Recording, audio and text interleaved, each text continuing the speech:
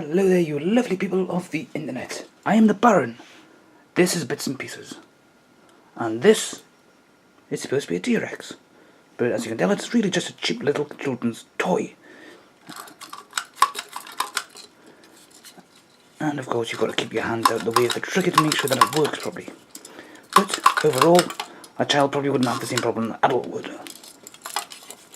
As you can tell, the plastic is rather firm, rigid enough. It's not going to shatter too much, although if a child wants to really hammer it home, it probably would.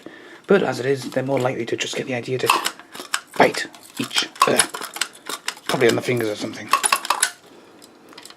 Of course, if that goes, it's all buggered, and this thing is as dead as the real dodos and dinosaurs. Something that is also dead for entirely different reasons is this thing. LED Krypton headlight. Krypton, nothing to do with Superman, although if you've got that many LEDs staring you in the face, you probably would feel like you're looking at the sun.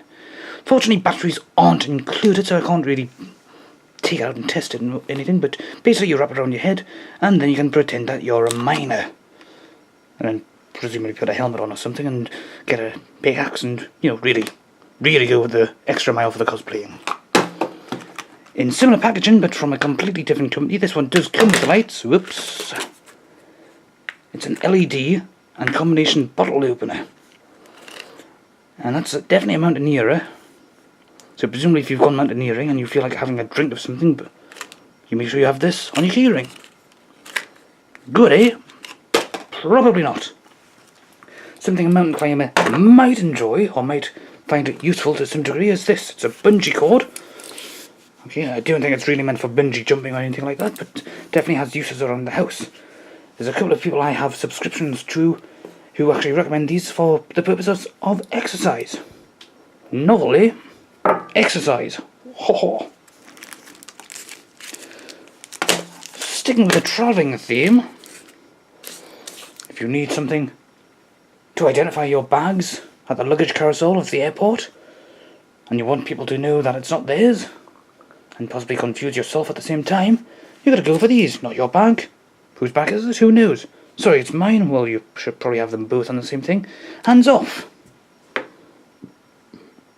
I've heard that before. From far too many women. But that's probably something more to do with why I'm wandering hands to my terrible personality. But there you go. Not your bag. Sorry, it's mine. Hands off. If it's not your bag, whose is it?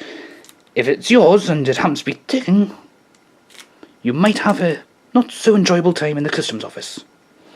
And hands off, well, if you're a Game of Thrones fan, don't give that to anybody cosplaying as Jaime Lannister. Yes, indeed. If, like me, you don't really like the hot weather that much, and it tends to get stuffy in your office job or in your home or whatever, and you don't have a great big fan to use, then you could always get something like this. There's no batteries included.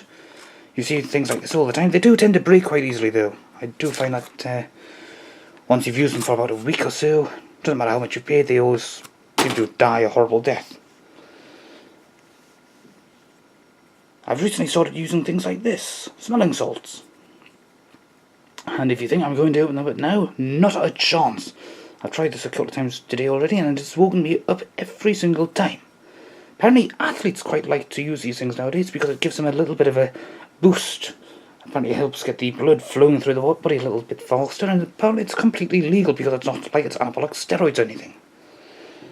Speaking of things that should probably be illegal, this young fella, what's it? It's a garden ornament. It's supposed to be a mushroom, I suppose. Not the world's best painting job. I know these are supposed to actually be on those little blots there. When I was picking this up at the shop, it was literally an impulse buy. This was the best out of the lot. The painting job is the best out of all of them. Some of them didn't even have as much of the mouth painted as this fella did, and some of them had it painted in such a way that it looked rather suggestive. And then you see something like this and you say, well, is that supposed to be painted on that, or is that just supposed to be bird poop? Well, I suppose it doesn't make that much difference overall there, but then you have one of its brothers, And there were a variety, but this looks like a drunken Chinaman. Or should I say drunken Chinese person, because obviously if you say Chinaman nowadays, you will be accused of being a racist, which I'm not, but I do apologise for everybody I've offended. But of course, whoever designed this, and whoever quality controlled it, and whoever okayed it, was probably an idiot.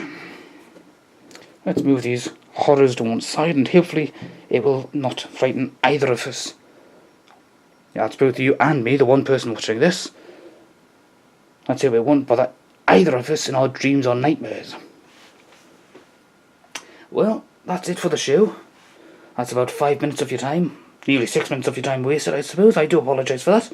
But I do hope you've enjoyed yourself as well. I may do this again at some point.